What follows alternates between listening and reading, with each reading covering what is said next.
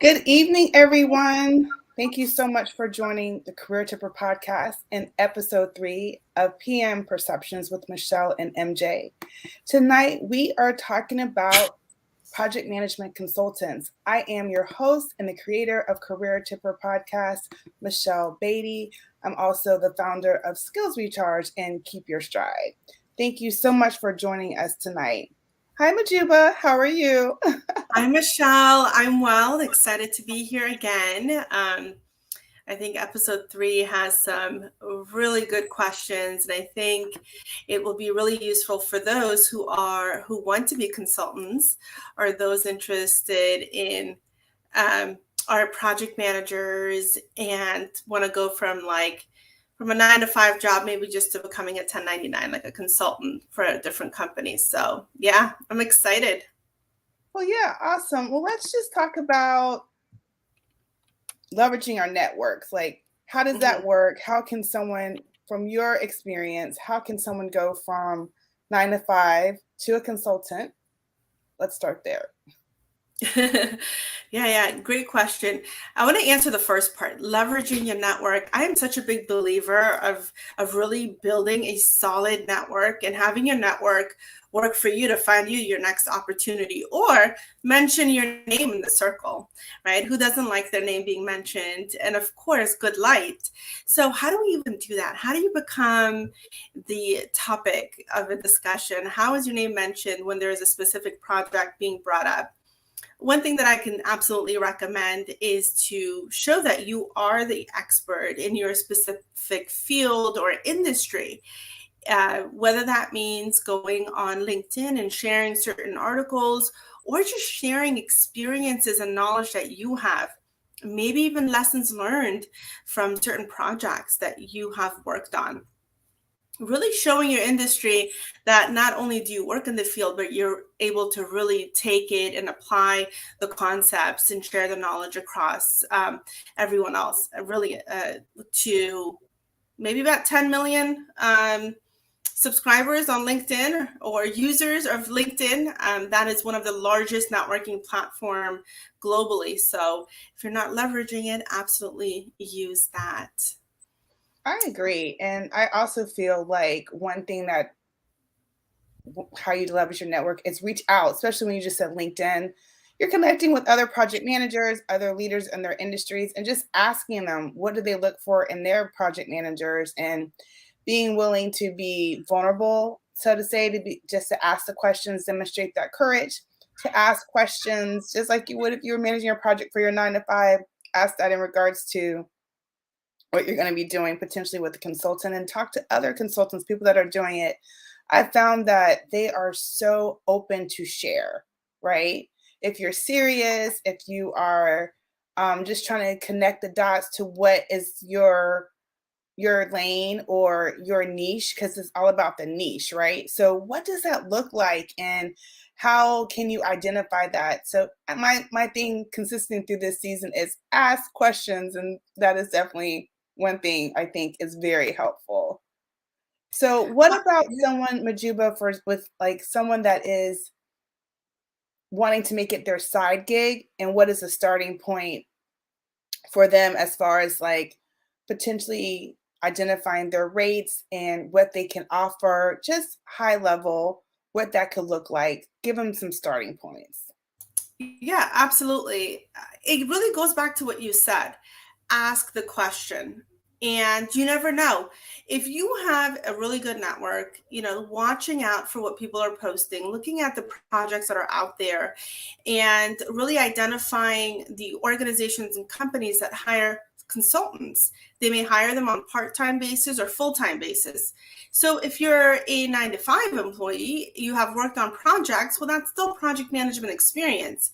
My recommendation would be to create a second version of your resume, but really base it off of the projects you've worked on, and make sure that your resume is very metric driven. So if you have a resume and let's say that your experience, comes from project management, talk about how you increased efficiency. Talk about how you were able to jumpstart a project when you first joined. How did you leverage the organization's current processes in making the project better? Or how did you add new processes? What did that look like from a percentage perspective in terms of quality percentage where it was, and where the organization is today based on some of the processes you've brought in, the quality metrics, where maybe you were able to apply some lean concepts. So really have a resume that's very metric driven, because when individuals or companies hire consultants, they're looking for someone who's going to come in, an individual who has a solid understanding of project management, and someone who can just pick up right where the project is. And not all projects are healthy. So which means you might be thrown into a scenario where you'll need to onboard very quickly. That is for sure. So Majuba, let's talk this out. Let's have a persona. So say Gregory is a PM, 3 years experience, and wants to evolve as a project manager, and he is working a 9 to 5, but he wants to get into AI, for example, for project management. What would be the first step for him? Let's give them a visualization of what that would look like. What would be the first thing for him to do? How would he connect with the potential company? Yeah, I think it's a great scenario, and I definitely love how you put a name to it. And absolutely, Gregory will need to first research the industry that he wants to get into. Once they do a little bit of research and look at the different organizations that has AI projects, but yet need someone with his experience and knowledge or education, there has to be some sort of a connection factor. Can an individual go into an industry with zero experience and zero knowledge?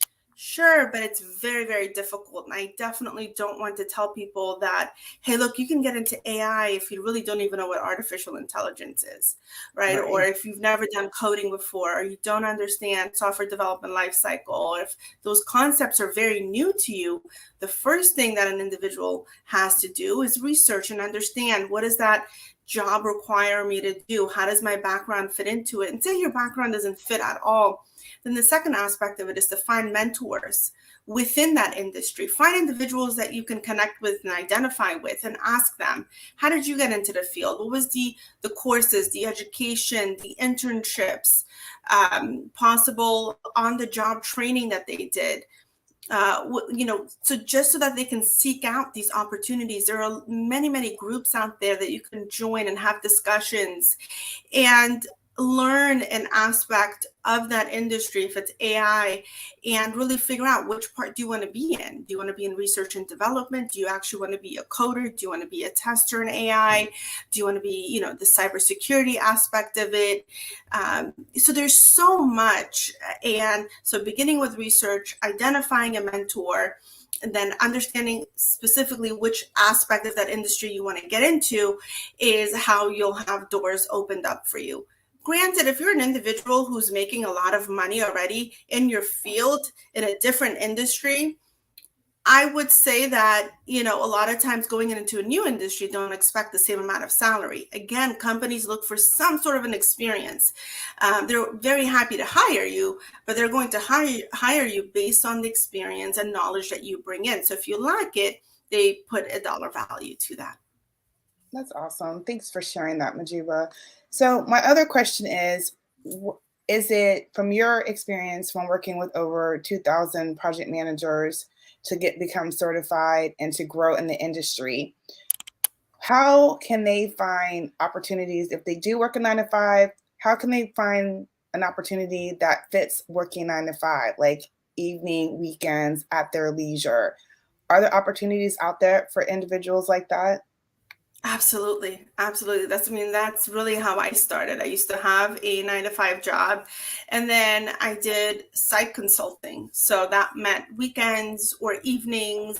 And sometimes the consulting work wasn't even for me to go on a project and work. It was creating an SOP, some sort of a standard operating procedure, or for me to create a project management plan, or for me to teach in project management or have different workshops. And so one of the things that I loved as part of being a project manager is risk management. And so I knew I was really good at that. I knew that risk management was my stronghold. So what I did was I looked for organizations that needed an individual that understood risk management. And so I had someone who gave me an opportunity and said, hey, can you write a risk management plan? I said, sure. And so that was my first consulting gig. And then there was a training company that said, look, you've been a PM for a little while. Can you teach our project management certification course? Absolutely. And when I didn't fit in the profile and I couldn't do it, I identified others in my network who were a better fit than I was. And there we go. Even though, the person that I referred didn't really know that I was going to refer them, but I did because I remembered either they posted something or we had a conversation about their interest or they had asked me a question. And that's how I remember people. And that's how people will remember you. So like Michelle said, ask the question, seek for answers, post something on your profile, show that you have an expertise, and believe me, someone will reach out to you because they will remember you from those actions. And essentially that's it. I got picked up a lot more for my consulting gigs. I got into government contracting. And then there was a point where I was making more money in my consulting field or being a consultant than I did in my 9-to-5. And if we think about a timeline, it took me 6 years to leave my 9-to-5 job. And then now, I'm a full-time entrepreneur now. I own my own business. Yet that journey was 6 years for me to be able to really sustain myself and earn at the same rate of my salary or more. So it's doable. Absolutely. That is awesome. Thank you for sharing that, because I'm sure that's going to be inspiring for someone. Hopefully some aha moments just happen in the middle of that share. So MJ, my other question was going to be, should consultants collaborate? And you just kind of touched upon that a little bit. Can you elaborate a little more about why consultants should collaborate? Yes, collaboration is key. Connection with another human being is key. I am a successful business owner today because another human being gave me an opportunity. And I give others opportunities because I care for the success of others who come into my life. So go in with the mindset that people want you to succeed. I want you to succeed. Michelle wants you to succeed. Mm-hmm. And absolutely collaborate, connect. One of the biggest things as a consultant is being able to learn from each other. So that means that picking up the phone and asking a consultant that you worked with about a project they were on. What were the lessons learned? What could they have done better? Understand. It's okay. Sorry, I'm You're so a mom. sorry. I know I've got the 3 kiddos. And so if you want to know how to build your business with 3 kids, let me know. Part of it is really leveraging your network of consultants and asking the questions, because from their experience, you can learn a lot. I remember trying to bid for an opportunity with, I believe it was the Navy. It was a large IDIQ, an sorry, I just forgot what IDIQ stood for. I don't know why, but it was a large vehicle. It was a contract and had never gone for an opportunity like that. I remember calling every single person that I knew in the field of government contracting who had ever written a proposal. And believe it or not, some met up with me. Some gave me templates. They gave me directions.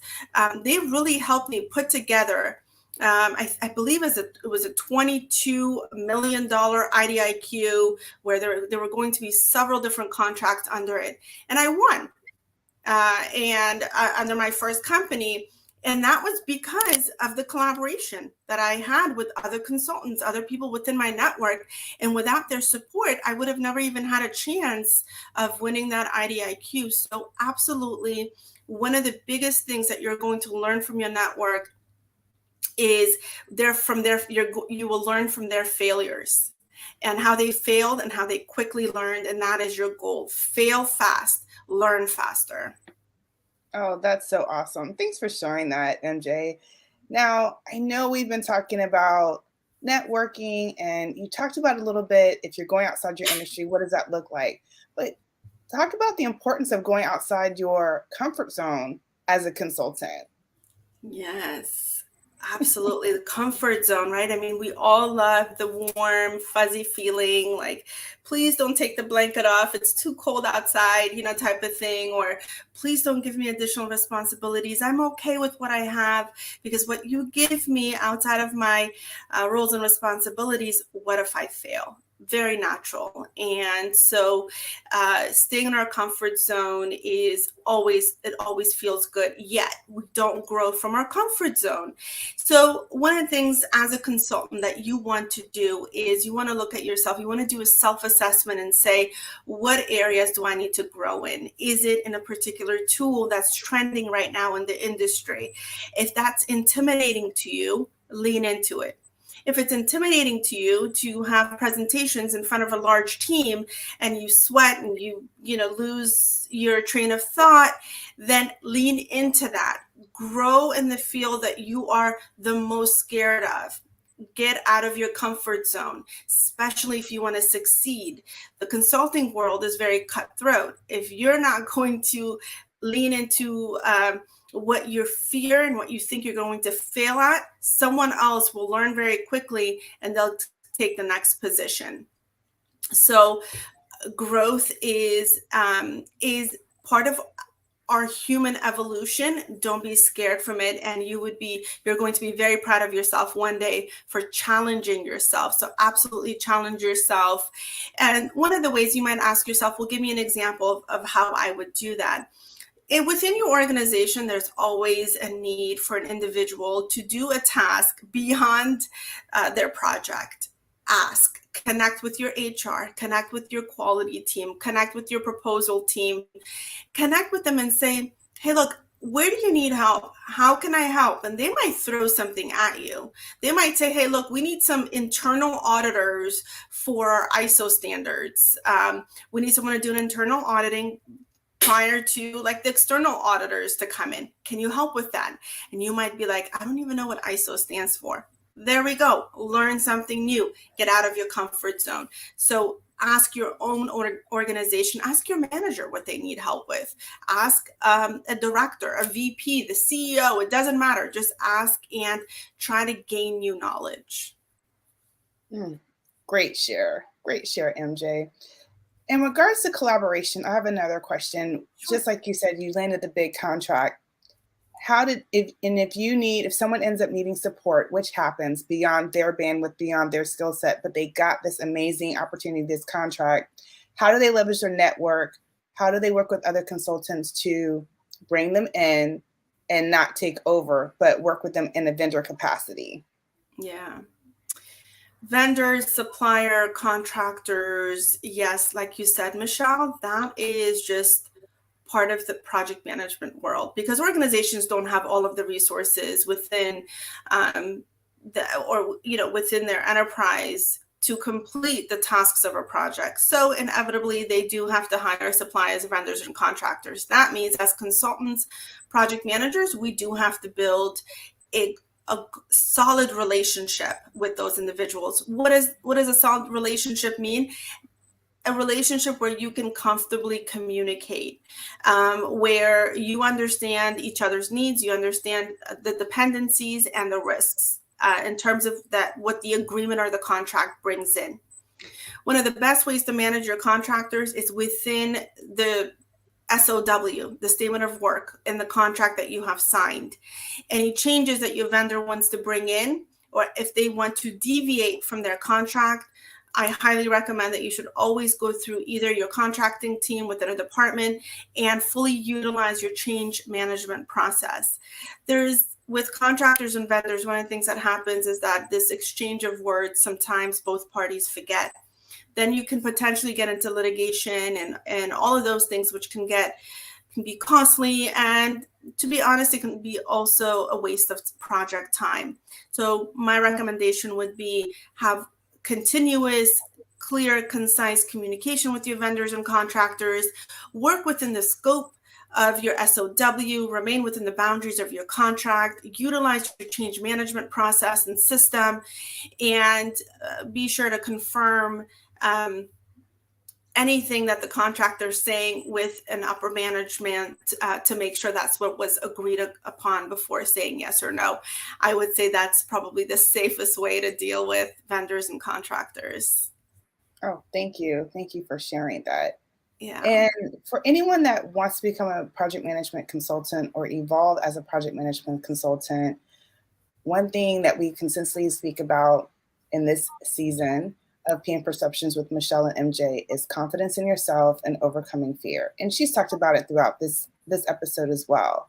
So whatever you perceive is holding you back from stepping out on that, if it's becoming PMP certified, if it's learning the industry that you want, if it's just the fact that you're not sure where to start with collecting your templates, get out your comfort zone and get that information and get whatever you need so you can go and be every bit of the project manager you know that you are and continue to create the lifestyle that you love for what you do.